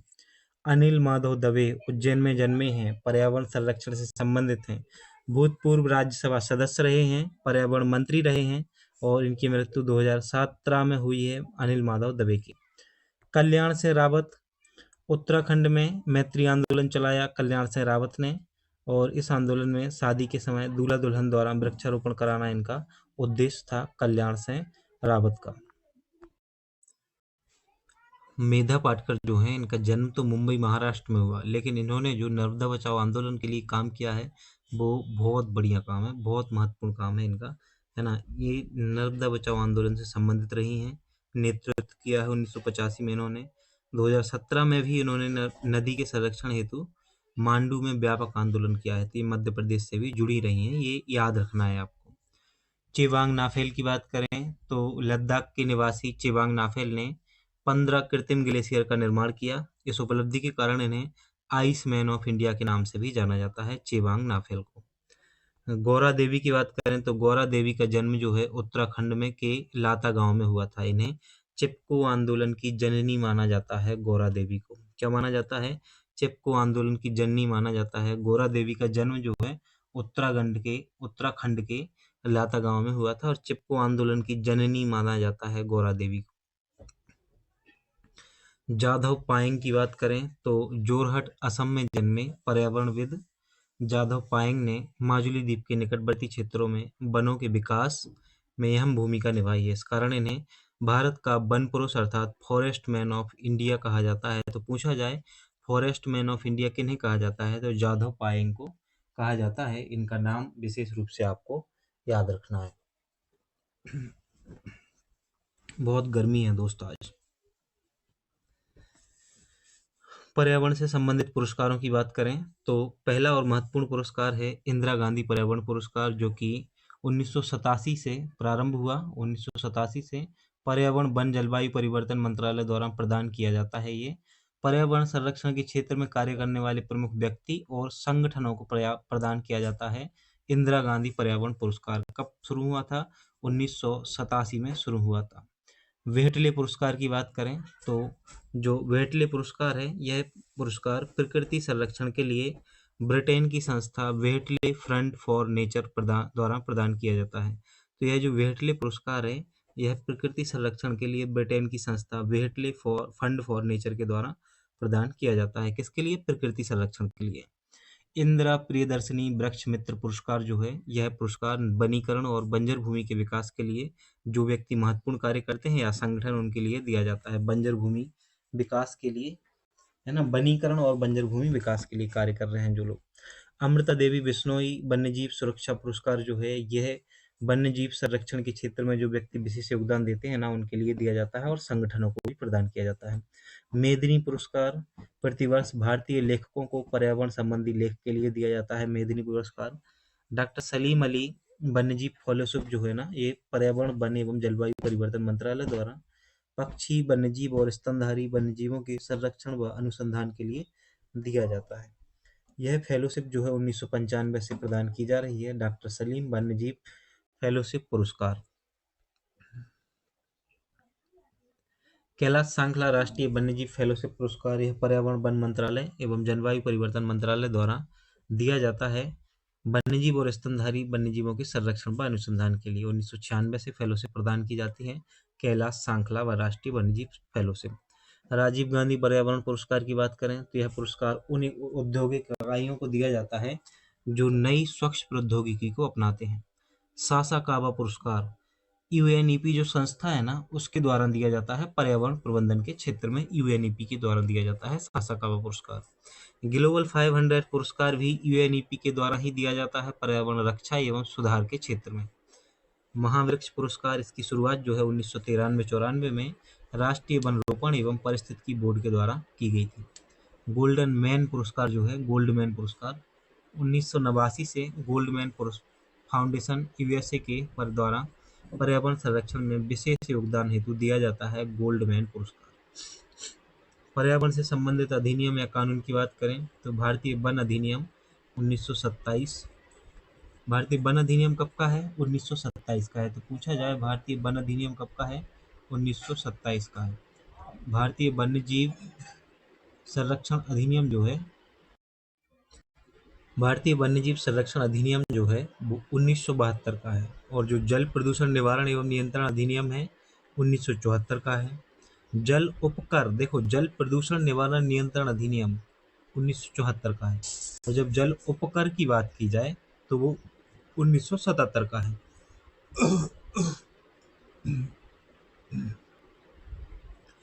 वन संरक्षण अधिनियम 1980 का है। तो पूछा जाए वन संरक्षण अधिनियम कब का है? तो 1980 का है। वायु प्रदूषण निवारक एवं नियंत्रण अधिनियम जो है 1981 में आया था। और पर्यावरण संरक्षण, जिसे छाता विधान के नाम से भी जाना जाता है, 1986 में आया था। जैव विविधता अधिनियम 2002 का है, जो कि बहुत ही महत्वपूर्ण है और इसका आपको याद रखना है। अच्छा, थोड़ी सी जानकारी है बीच में आपके लिए कि प्राचीन भारत का इतिहास हमने शुरू कर दिया है यूट्यूब पर, है ना, जो कि यूनिट 1 एमपीपीएससी की प्री से संबंधित है। साथ ही हम आपको जानकारी दें कि इतिहास है ना, तो लगभग सभी एग्जामों के लिए उपयोगी होगा। जैसे एमपी जी के है तो एमपी के जितने भी एग्जाम होते हैं सब में महत्वपूर्ण होगा, है ना, चाहे वो असिस्टेंट प्रोफेसर का हो, पटवारी का हो, एमपी से संबंधित कोई भी एग्जाम होगा ना जिसमें एमपी जी के आता होगा, तो एमपी जी के परीक्षा धाम की जो हमारी क्लासेस हैं वो सभी में महत्वपूर्ण होंगी। तो कुछ बच्चे क्या करते हैं, उनको अलग से चाहिए थंबनेल में लिखा हुआ कि इसका ये प्राचीन भारतीय इतिहास की क्लास है ना, ये वाली नहीं जो अभी देख रहे हो आप, मतलब ये जो इसका आप पीडीएफ में देख रहे हो चित्र, है ना, ये तो ये क्लास आप जाएंगे यूट्यूब चैनल पे जाना और उसमें देखना तो आपको मिल जाएगी, है ना। यूनिट 1 के नाम से प्लेलिस्ट बनी हुई है, एमपीपीएससी यूनिट 1 के नाम से प्लेलिस्ट है, हिस्ट्री के नाम से। तो उसमें जाएंगे तो आपको ये क्लास मिल जाएगी। साथ ही संकल्पना एवं विचार वाले जो टॉपिक हैं वो कंप्लीट कर दिए गए हैं। कुछ बच्चों का कमेंट था कि बोधिसत्व वाला वीडियो नहीं मिल रहा है, तो हम देखेंगे, देख के उसको ऐड कर देंगे प्लेलिस्ट में जैसे ही मुझे दिखेगा जहाँ भी। और हो सकता है कि कभी कभी क्या होता है बेटा, कोई जरा सा भी गलती हो जाए ना वीडियो बनाते समय तो यूट्यूब वाले वो उसको डिलीट कर दिया करते हैं, है ना। तो इस बात की समस्या से बहुत गुजरना पड़ रहा है।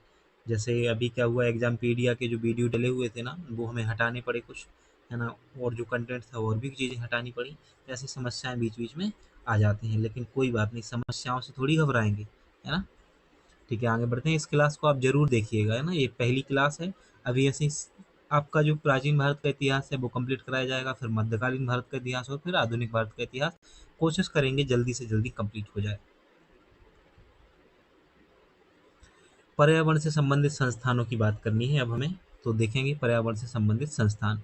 पहला और महत्वपूर्ण संस्थान है बॉटनिकल सर्वेक्षण। कौन सा है? बॉटनिकल सर्वेक्षण पहला संस्थान है। ये 1890 में स्थापित हुआ है और कोलकाता में इसका मुख्यालय है। बॉटनिकल सर्वेक्षण संस्थान जो है कोलकाता में इसका मुख्यालय है। 1890 में इसका उद्देश्य है भारत के समृद्ध पौधों के संसाधनों का पता लगाकर दस्तावेजीकरण करना। जूलॉजिकल सर्वेक्षण संस्थान जो है यह भी कोलकाता में है और यह 1916 में स्थापित हुआ है। अगला और सबसे महत्वपूर्ण संस्थान है नीरी। इसे national environment engineering research institute कहा जाता है। 1958 में इसकी स्थापना हुई है। कहाँ पर? नागपुर में। इस संस्थान का उद्देश्य पर्यावरण और इंजीनियरिंग के क्षेत्र में नवाचार और अनुसंधान करना। किसका काम है? नीरी का है। 1958 में स्थापना हुई है। कहाँ है इसका मुख्यालय? नागपुर में। इसका मुख्यालय तो अनेकों बार पूछा जा चुका है और सिर्फ एक ही एग्जाम में नहीं, कई एग्जामों में पूछा जा चुका है। अगला और महत्वपूर्ण संस्थान है टेरी, TERI, the energy and resource institute इसका फुल फॉर्म है। 1974 में स्थापना हुई है। कहाँ पर? दिल्ली में इसका मुख्यालय है। ऊर्जा और संसाधन संस्थान को पहले टाटा ऊर्जा और संसाधन संस्थान के नाम से जाना जाता था, अब इसे टेरी के नाम से जाना जाता है, the energy and resource institute. WII, wild life institute of India की बात करेंगे, ये 1982 में स्थापित हुआ। देहरादून में इसका मुख्यालय है। यह जो है प्रशिक्षण पाठ्यक्रम, अकादमिक कार्यक्रम और वन्यजीव अनुसंधान तथा प्रबंधन में सलाह प्रदान करता है। WII wild life institute of India. NGT जो कि सबसे महत्वपूर्ण है, नेशनल ग्रीन ट्रिब्यूनल, 2010 में इसकी स्थापना हुई है और ये नई दिल्ली में इसका मुख्यालय है। नेशनल ग्रीन ट्रिब्यूनल जो है वो एक वैधानिक संस्था है। इसके दायरे में देश के में लागू पर्यावरण, जल, वायु और जैव विविधता के सभी नियम व कानून आते हैं। अंतर्राष्ट्रीय स्तर की पर्यावरण से संबंधित संस्थाएं देखें तो पहली और महत्वपूर्ण संस्था है IUCN, international union for conservation of nature इसे कहा जाता है। International union for conservation of nature इसे कहा जाता है। 1948 में स्थापित हुआ है और ग्लैंड, स्विट्जरलैंड में इसका मुख्यालय है।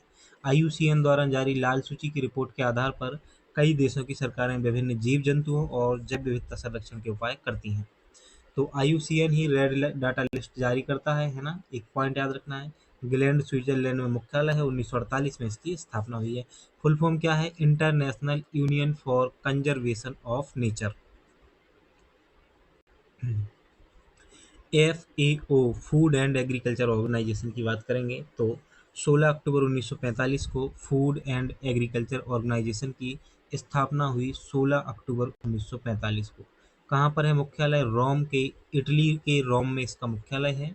यह एक अंतर्राष्ट्रीय संगठन है, खाद्य एवं कृषि संगठन, जो कृषि उत्पादन, वानिकी संबंधी शोध विषय का अध्ययन करता है। FAO, food and agriculture organisation. WMO की बात करें, द वर्ल्ड मेट्रोलॉजिकल ऑर्गेनाइजेशन, इसका फुल फॉर्म है द वर्ल्ड मेट्रोलॉजिकल ऑर्गेनाइजेशन। 1950 में इसकी स्थापना हुई। जेनेवा, स्विट्जरलैंड में इसका मुख्यालय है।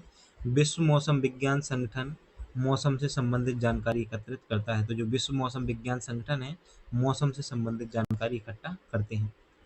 WWF यानी कि वर्ल्ड वाइल्ड लाइफ फंड की बात करें तो ये जो है वर्ल्ड वाइल्ड लाइफ फंड जो है 1961 में इसकी स्थापना हुई है। कहाँ पर? ग्लैंड, स्विट्जरलैंड में। IUCN का सहायक संगठन है। UNEP बहुत ही महत्वपूर्ण संगठन है। यूनेप जो है the United Nations environment and programme, 5 जून 1972 को स्थापना हुई है, नैरोबी, केन्या में, और अंतर्राष्ट्रीय पर्यावरण संबंधी जानकारी का संग्रहण एवं मूल्यांकन करता है। IPCC जो है inter inter governmental panel on climate change, 1988 में स्थापना, जेनेवा, स्विट्जरलैंड में मुख्यालय, जलवायु परिवर्तन से संबंधित तकनीकी, वैज्ञानिक एवं सामाजिक आर्थिक रिपोर्ट सौंपता है। ISA, इंटरनेशनल सोलर अलायंस, 2015 में स्थापना हुई, गुरुग्राम, भारत में मुख्यालय है। अंतर्राष्ट्रीय सौर गठबंधन का उद्देश्य है जीवाश्म ईंधन पर ऊर्जा की निर्भरता को खत्म कर सौर ऊर्जा को बढ़ावा देना, इसका उद्देश्य है। पर्यावरण से संबंधित सम्मेलन या प्रोटोकॉल की बात करेंगे तो अब पर्यावरण से संबंधित जो सम्मेलन या प्रोटोकॉल हैं उसमें पहला और महत्वपूर्ण है जिनेवा प्रोटोकॉल। कौन सा है? Geneva protocol. ये 1925 में आयोजित हुआ था। कहाँ पर? स्विट्जरलैंड में। 1925 में आयोजित हुआ स्विट्जरलैंड में जिनेवा प्रोटोकॉल। इस प्रोटोकॉल के तहत रासायनिक और जैविक हथियारों पर प्रतिबंध लगाया गया था। जिनेवा प्रोटोकॉल 1925 में स्विट्जरलैंड में। रामसर कन्वेंशन जो है 2 फरवरी 1971 को ईरान के रामसर शहर में हुआ था, जहां आर्द्र भूमियों के संरक्षण के उद्देश्य से इस सम्मेलन को आयोजित किया गया था। किसके संरक्षण से? आर्द्र भूमियों के संरक्षण से। रामसर कन्वेंशन 2 फरवरी 1971 को। स्टॉकहोम सम्मेलन की बात करें, स्टॉकहोम सम्मेलन तो ये 5 जून 1972 को स्वीडन में आयोजित हुआ था। स्टॉकहोम सम्मेलन विश्व का प्रथम पर्यावरण संरक्षण सम्मेलन था स्टॉकहोम सम्मेलन, जिसमें संयुक्त राष्ट्र पर्यावरण कार्यक्रम की स्थापना 1972 में स्टॉकहोम में आयोजित हुई और संयुक्त राष्ट्र सम्मेलन के फलस्वरूप हुई थी। साइट्स की बात करते हैं। साइट्स का जो फुल फॉर्म होता है उसे आप ध्यान से सुनेंगे और याद कर लेंगे। Convention of international trade in endangered species, 1973 में यूएसए में स्थापना हुई। और साइट्स जो है ये वन्यजीवों और वनस्पतियों की संकटापन्न प्रजातियों के अंतर्राष्ट्रीय व्यापार पर देशों के बीच एक समझौता है। साइट्स 1 जुलाई 1975 को जो है वो लागू हुआ था। साइट्स में अलग अलग अपेंडिक्स होते हैं, उसके अनुसार जो है कोई इसके नियमों का उल्लंघन करता है तो उसको सजा दी जाती है। मॉन्ट्रियल प्रोटोकॉल 16 सितंबर 1987 को कनाडा में हुआ। कहाँ पर? 16 सितंबर 1987 को कनाडा में। यह प्रोटोकॉल ओजोन परत क्षीण करने वाले पदार्थों जैसे क्लोरोफ्लोरोकार्बन इत्यादि को प्रतिबंधित करती है। पृथ्वी सम्मेलन, तो पृथ्वी सम्मेलन जो है, पृथ्वी सम्मेलन 1992 में रियो डी जेनेरो ब्राजील में हुआ था, है ना। पर्यावरण और विकास पर संयुक्त राष्ट्र सम्मेलन, रियो शिखर सम्मेलन, पृथ्वी शिखर सम्मेलन के नाम से जाना जाता है। इसमें जलवायु परिवर्तन, जैव विविधता और सतत विकास की चर्चा की गई है। कियोटो प्रोटोकॉल 1997 में जापान में हुआ। यह एक अंतर्राष्ट्रीय संधि है जिसका उद्देश्य ग्लोबल वार्मिंग द्वारा जलवायु परिवर्तन को हो रहे जलवायु परिवर्तन को रोकना है। इससे संधि में ग्रीन हाउस गैसों के उत्सर्जन को कम करने के लिए प्रतिबद्धता दिखाई गई है। तो ये सारे जो है हमने सम्मेलन और प्रोटोकॉल के बारे में जाना। उससे पहले हमने कुछ अंतर्राष्ट्रीय संस्थाएं देखी और उससे पहले हमने भारत के प्रमुख संस्थान देखे। उससे पहले हमने आपको जानकारी दी थी कि इतिहास की, प्राचीन भारतीय इतिहास की क्लास अपलोड कर दी गई है, जिसे आप देख लेंगे। और फिर हमने कुछ पुरस्कारों के बारे में जाना था, कुछ विशेष व्यक्तियों के नाम के बारे में भी जाना था। अब हम आते हैं आगे वापस से।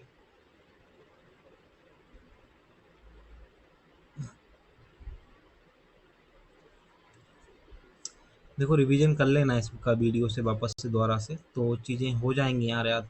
क्योंकि अब समय इतना बचा नहीं है कि मैं वापस से पूरी इसका रिवीजन कराऊं, है ना। तो ऐसे तो वीडियो ना 3-3 4-4 घंटे का एक ही वीडियो हो जाएगा, फिर आपको लगेगा। इसलिए हम कोशिश करते हैं कम से कम समय में ज़्यादा से ज़्यादा चीज़ें आपको मिलें, ताकि आप जल्दी जल्दी रिवीजन भी कर सकें और भी चीज़ों को भी कवर कर सकें। आर्द्रभूमि क्या होती है? आर्द्रभूमि, भारत के आर्द्रभूमि, रामसर भूमि क्षेत्र ऐसे दलदली या जल वाले क्षेत्र हैं जहाँ वर्षा वर्षा भर भर भरा हुआ रहता है। जो जल है, ऐसे जल वाले क्षेत्र जहाँ वर्ष भर भरा हुआ या शांत जल समुद्र या गैर समुद्री जल का जमा होता है, जिसकी गहराई 6 मीटर से अधिक ना हो, उसे आर्द्रभूमि कहा जाता है। 2 फरवरी 1971 में ईरान के शहर रामसर में आर्द्रभूमियों संरक्षण के लिए अंतर्राष्ट्रीय समझौता किया गया था। कब? 2 फरवरी 1971 को ईरान का जो रामसर शहर है, वहां पर आर्द्रभूमियों के संरक्षण के लिए एक अंतर्राष्ट्रीय समझौता हुआ। भारत इस सम्मेलन में 1981-82 में शामिल हुआ और इस संधि का सदस्य बना। वर्तमान में इसमें 171 सदस्य हैं। 2 फरवरी 2024 तक भारत में आर्द्रभूमियों की जो संख्या है वो 80 है। भारत में सबसे पहले आर्द्रभूमि स्थल में केवलादेव और चिल्का झील को शामिल किया गया था। ये पहले स्थल थे। भारत में सबसे बड़ा आर्द्रभूमि स्थल सुंदरवन है। भारत का सबसे छोटा आर्द्रभूमि स्थल रेणुका झील है। कौन सा है? रेणुका झील है, जो हिमाचल प्रदेश में है, आपको याद रखना है। हाल ही में शामिल हुई आर्द्रभूमियों में शांक सागर, शिवपुरी। जो शांक सागर है वो आर्द्रभूमि में शामिल किया गया है, शिवपुरी में है 2022 में। यशवंत सागर इंदौर और सिरपुर तालाब जो है इंदौर में है। मध्य प्रदेश की सबसे छोटी रामसर साइट है सिरपुर तालाब। वहीं भारत की सबसे छोटी रामसर साइट है, वो है आर्द्रभूमि है सबसे छोटी रेणुका झील, जो कि कहाँ पर है? रेणुका झील आपको अभी बताया गया है, हिमाचल प्रदेश में है। 2024 में अंक समुद्र पक्षी संरक्षण रिजर्व कर्नाटक का, अघनासिनी कर्नाटक, मगादी-केरे संरक्षण रिजर्व कर्नाटक और कराईबेट्टी पक्षी अभयारण्य तमिलनाडु, साथ ही लांगवुड सोलर रिजर्व तमिलनाडु को रामसर भूमि घोषित किया गया है 2024 में। क्या है मॉन्टेक्स रिकॉर्ड? तो मॉन्टेक्स रिकॉर्ड उन आर्द्रभूमि स्थलों का एक रिकॉर्ड है जो अंतर्राष्ट्रीय महत्व के हैं, जहां के पारिस्थितिकी तंत्र में परिवर्तन हुए हैं, प्रदूषण या अन्य मानव हस्तक्षेप के परिणाम स्वरूप परिवर्तन होने की संभावना है। यह रामसर सूची के भाग के रूप में शामिल होते हैं और मॉन्टेक्स रिकॉर्ड में रखे जाते हैं। भारत में 2 आर्द्रभूमियां मॉन्टेक्स रिकॉर्ड में शामिल हैं। एक तो केवलादेव राष्ट्रीय उद्यान, जो कि राजस्थान का है, और दूसरा है लोकटक झील मणिपुर का। ये भी मॉन्टेक्स रिकॉर्ड में शामिल है। अब हम भारत के प्रमुख राष्ट्रीय उद्यानों के बारे में जानेंगे। तो पहला राष्ट्रीय उद्यान है जिम कॉर्बेट राष्ट्रीय उद्यान। कौन सा है? जिम कॉर्बेट राष्ट्रीय उद्यान। 1936 में इसकी स्थापना हुई। जिम कॉर्बेट राष्ट्रीय उद्यान की स्थापना कब हुई? 1936 में। भारत का सबसे पहला राष्ट्रीय उद्यान है। यह उत्तराखंड में स्थित है। तो कहाँ पर है? उत्तराखंड में। तो पूछा जाए पहला राष्ट्रीय उद्यान कौन सा है भारत का, तो जिम कॉर्बेट राष्ट्रीय उद्यान है। कहाँ पर है? उत्तराखंड में है। कब स्थापित हुआ? 1936 में। पूछा जाए इसका पुराना नाम क्या है, तो हेली राष्ट्रीय उद्यान इसका पुराना नाम है। इस राष्ट्रीय उद्यान में रामगंगा नदी प्रवाहित होती है। तो पूछा जाए कौन सी नदी बहती है यहाँ से, तो रामगंगा नदी बहती है। इस कारण इसे रामगंगा राष्ट्रीय उद्यान भी कहा जाता है। बाघ परियोजना की जो शुरुआत है वो यहीं से हुई थी, जिम कॉर्बेट राष्ट्रीय उद्यान से। 8 अगस्त 2019 को रामगंगा नदी पर मैन वर्सेस वाइल्ड प्रोग्राम में देश के प्रधानमंत्री श्री नरेंद्र मोदी ने भाग लिया था। हेमिस राष्ट्रीय उद्यान, देखो माननीय प्रधानमंत्री जी जो हैं वो सभी जगह शामिल होते हैं, सभी जगह जाते हैं, पार्टिसिपेट करते हैं, बस एक जगह को छोड़ के। कहाँ पर? किसी ईमानदार पत्रकार को जो है वो इंटरव्यू नहीं दे रहे हैं, और बाकी तो सब ठीक है। हेमिस राष्ट्रीय उद्यान की बात करें तो 1981 में स्थापित भारत का सबसे बड़ा राष्ट्रीय उद्यान है हेमिस राष्ट्रीय उद्यान। इसकी स्थापना 1981 में हुई है, और भारत का जो है सबसे बड़ा राष्ट्रीय उद्यान है हेमिस राष्ट्रीय उद्यान। लद्दाख के लेह में स्थित है। यह विशेष रूप से हिम तेंदुए, बर्फीला जो तेंदुआ होता है उसके निवास के रूप में जाना जाता है।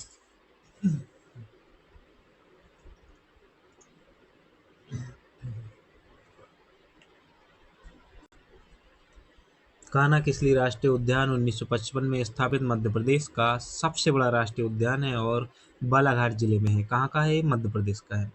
सर्वाधिक बारहसिंगा कान्हा राष्ट्रीय उद्यान में ही पाए जाते हैं। मैस्कट जो कि शुभंकर जारी करने वाला देश का पहला राष्ट्रीय उद्यान बना है ये। इस राष्ट्रीय उद्यान का शुभंकर है भूरसैन दा बारहसिंगा, जिसे आप इमेज में अभी यहाँ पर देख पा रहे हो, भूरसैन दा बारहसिंगा। कब स्थापित हुआ है कान्हा केसरी राष्ट्रीय उद्यान? 1955 में। मध्य प्रदेश का सबसे बड़ा राष्ट्रीय उद्यान है, मंडला और बालाघाट जिले में फैला हुआ है। गिर राष्ट्रीय उद्यान जो कि गुजरात के जामनगर में स्थित है राष्ट्रीय उद्यान, जिसकी स्थापना 1965 में की गई थी। यह राष्ट्रीय उद्यान एशियाई शेरों का एकमात्र निवास स्थान है, और हाल ही में यहाँ केनाइन डिस्टेम्पर वायरस के कारण कुछ एशियाई शेरों की मृत्यु हो गई थी। शांत घाटी राष्ट्रीय उद्यान केरल के पलक्कड़ जिले में है। भारत में सर्वाधिक जैव विविधता इसी राष्ट्रीय उद्यान में पाई जाती है। बांदीपुर राष्ट्रीय उद्यान कर्नाटक में है। बांदीपुर में क्यासुनूर वन क्षेत्र पाए जाते हैं। 2019 में मंकी फीवर की शुरुआत इसी राष्ट्रीय उद्यान से हुई थी। बांदीपुर राष्ट्रीय उद्यान जो कि कर्नाटक में है। इंदिरा गांधी राष्ट्रीय उद्यान, ये अन्नामलाई राष्ट्रीय उद्यान या टॉप स्लिप राष्ट्रीय उद्यान के नाम से जाना जाता है, जो कि तमिलनाडु में है। कहाँ पर है? तमिलनाडु में है। सुंदरबन राष्ट्रीय उद्यान की बात करें, पश्चिम बंगाल में स्थित यह राष्ट्रीय उद्यान रॉयल बंगाल टाइगर का सबसे बड़ा संरक्षित क्षेत्र है। सुंदरबन राष्ट्रीय उद्यान कहाँ पर है? पश्चिम बंगाल में है, और यहाँ संरक्षण दिया जाता है रॉयल बंगाल टाइगर को। सुंदरबन राष्ट्रीय उद्यान में मैंग्रोव वन सर्वाधिक पाए जाते हैं। कौन से वन? मैंग्रोव वन पाए जाते हैं। काजीरंगा राष्ट्रीय उद्यान असम के में स्थित है। यह राष्ट्रीय उद्यान एक सींग वाले गैंडे के लिए प्रसिद्ध है। वन हॉर्नेड राइनो के लिए प्रसिद्ध है। केबुल लामजाओ राष्ट्रीय उद्यान, ये वही राष्ट्रीय उद्यान है जहाँ पर डांसिंग डियर मिलता है। भारत के मणिपुर के बिष्णुपुर जिले में स्थित है। लोकटक झील का अभिन्न हिस्सा है ये। इसे तैरता हुआ राष्ट्रीय उद्यान भी कहा जाता है। यह संगाई हिरण तथा थामिन हिरण के लिए प्रसिद्ध है।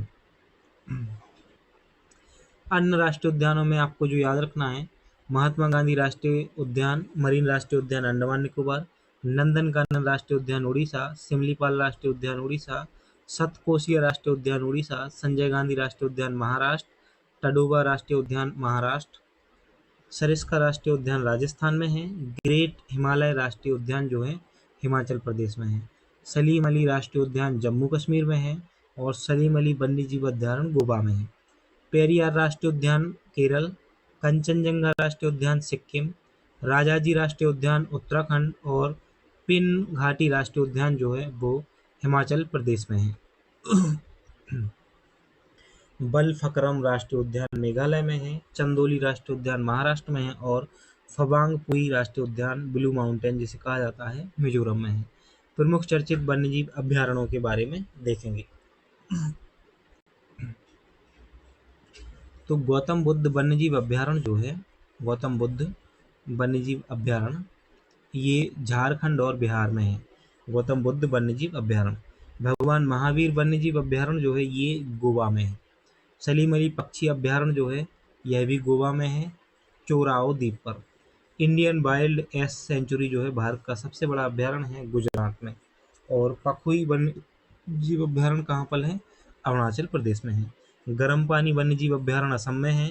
रायगंज वन्यजीव अभयारण्य पश्चिम बंगाल में है। अबोर वन्यजीव अभयारण्य जो है वो पंजाब में है। अबोर वन्यजीव अभयारण्य कहाँ पर है? पंजाब में है अबोर वन्यजीव अभयारण्य। रातापानी वन्यजीव अभयारण्य कहाँ पर है? रायसेन में है। रातापानी वन्यजीव अभयारण्य जो है वो रायसेन में है। भीमराव अंबेडकर वन्यजीव अभयारण्य उत्तर प्रदेश में है। गुमटी तृष्णा वन्यजीव अभयारण्य कहाँ पर है? त्रिपुरा में है। समाचार पन्नों से बात करें तो 17 सितंबर 2022 को पूनो पालपुर राष्ट्रीय उद्यान में नामीबिया से 8 चीते लाकर बसाए गए हैं। विशेष की बात करें, भारतीय वन संरक्षण 1980 का नाम बदलकर 2023 में वन संरक्षण अधिनियम 1980 कर दिया गया है। वहीं 11 सितंबर को राष्ट्रीय वन शहीद दिवस भी मनाया जाता है। सुंदरलाल बहुगुणा, चंडी प्रसाद भट्ट, गौरी देवी, ध्रुव सेन नेगी, बचनी देवी, सुदेश देवी, शमशेर सिंह बिष्ट और घनश्याम रतड़ी, गोविंद सिंह रावत आदि व्यक्तित्व चिपको आंदोलन 1973 के उत्तराखंड से संबंधित हैं। बाघ रिपोर्ट 2022 को भी देख लेते हैं। देश में सर्वाधिक बाघ वाले राज्य हैं मध्य प्रदेश। सबसे ज़्यादा बाघ जो हैं वो मध्य प्रदेश में है। उसके बाद कर्नाटक का नाम आता है और फिर उत्तराखंड का नाम आता है, फिर महाराष्ट्र का नाम आता है और फिर तमिलनाडु का। चीता के मामले में भी मध्य प्रदेश पहले स्थान पर है और बाघों के मामले में भी 785 बाघ जो है वो मध्य प्रदेश में है। मध्य प्रदेश में कहाँ कितने बाघ हैं तो देखें तो बांधवगढ़ जाओगे आपको सबसे ज़्यादा 165, कानाकेसरी में 129, पेंच में 123 और पन्ना में 64, सतपुड़ा में 62, संजय डुगरी में 20 और अन्य 222।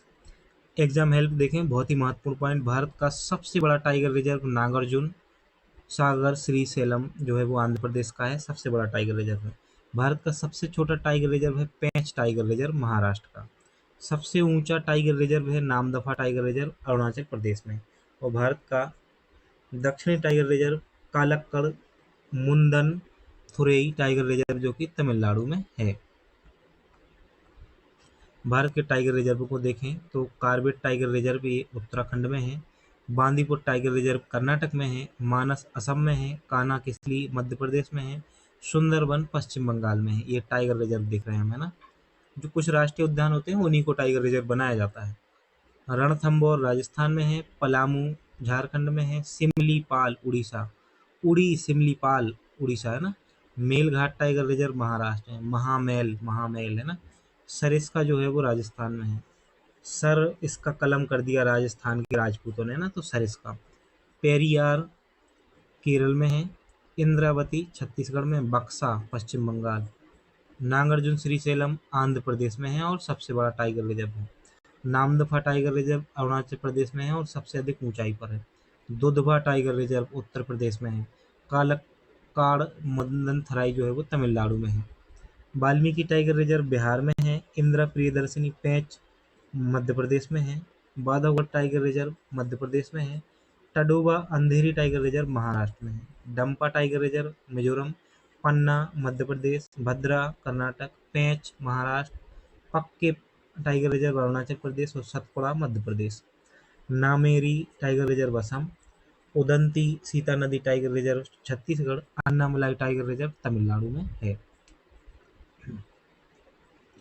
काजीरंगा टाइगर रिजर्व जो है वो असम में है। सतकोसिया उड़ीसा में है। डांडेली या काली टाइगर रिजर्व कर्नाटक में है। अचानक मारा अमरकंटक ये छत्तीसगढ़ में है और मध्य प्रदेश में भी फैला हुआ है। मधुमलाई टाइगर रिजर्व तमिलनाडु में है। संजय डुगरी राष्ट्रीय टाइगर रिजर्व जो है वो मध्य प्रदेश में है। पेरिम्बिकुलम केरल में है। नागरहोल कर्नाटक में है। नागरहोल कर्नाटक, नागरहोल नाकर है ना कर्नाटक। सह्याद्री महाराष्ट्र, बिलीगिरी रंगनाथ कर्नाटक में और कावल टाइगर रिजर्व है वो तेलंगाना। सत्यमंगलम टाइगर रिजर्व भी तमिलनाडु में है। Navegaon Maharashtra, Mukundra hills Rajasthan, Amrabad Telangana. Bor tiger reserve Maharashtra, Pilibhit Uttarakhand, बहुत महत्वपूर्ण याद रखना है उत्तर प्रदेश का पीलीभीत है ना। राजाजी टाइगर रिजर्व उत्तराखंड भी याद रखना है, बहुत महत्वपूर्ण है। कमलांग टाइगर रिजर्व अरुणाचल प्रदेश का है और ओरांग जो है वो असम का है। बिलिल पुथुर मेघामलाई तमिलनाडु का है। रानीपुर टाइगर रिजर्व उत्तर प्रदेश का है ना, रानीपुर ये भी याद रखना है आपको। रानी दुर्गावती टाइगर रिजर्व मध्य प्रदेश का है। धौलपुर करौली टाइगर रिजर्व राजस्थान का है और गुरु घासीदास टाइगर रिजर्व जो है प्रस्तावित है, छत्तीसगढ़ का है। कहाँ का है? छत्तीसगढ़ का है। अब हम पहुंच चुके हैं जैव विविधता पर। तो इतना हमने पर्यावरण संबंधी कंटेंट कंप्लीट कर लिया है। अब हमें जैव विविधता को देखना है और अगला टॉपिक होगा परिस्थिति तंत्र। तब तक आप वीडियो को लाइक कर दीजिए, अपने दोस्तों में शेयर कीजिए। देखो लाइक किया करो यार, अच्छा रहेगा, है ना। अब तो हम वीडियो क्वालिटी भी अच्छी रखने लगे हैं, तो आपको अच्छा रहेगा। ये एग्जाम आ रहा है, लाइक कर दिया करो ताकि जल्दी से जल्दी कंटेंट कंप्लीट हो जाए, हमारा भी मोटिवेशन बना रहे, ताकि वीडियो जल्दी से जल्दी, जितने जल्दी आप लाइक करते रहोगे ना, उतने ही जल्दी जल्दी वीडियो आ जाएंगे। तो फिर आपके लिए भी अच्छा है और हमारे लिए भी अच्छा होगा।